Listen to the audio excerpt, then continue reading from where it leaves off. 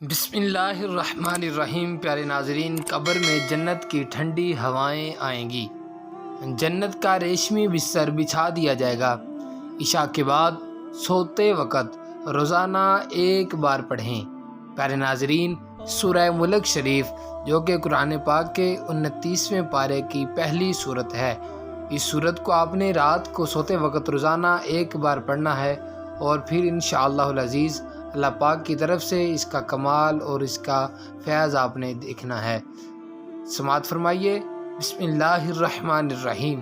تبارک الذی بیدہ الملک وہو علی کل شیء قدیر، الذی خلق الموت والحیاۃ لیبلوکم ایکم احسن عملا وہو العزیز الغفور، الذی خلق سبع سماوات طباقا ما تری فی خلق الرحمن من تفاوت فارجع البصر هل تری من فطور۔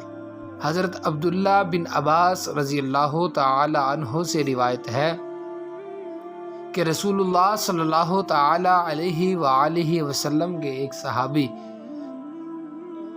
آپ نے ایک قبر پر خیمہ لگا لیا، اس قبر پر خیمہ لگا لیا اور ان کو پتہ نہ تھا کہ یہ قبر ہے۔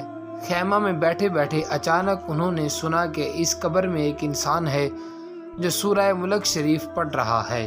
پڑھتے پڑھتے اس نے پوری سورت ختم کر دی۔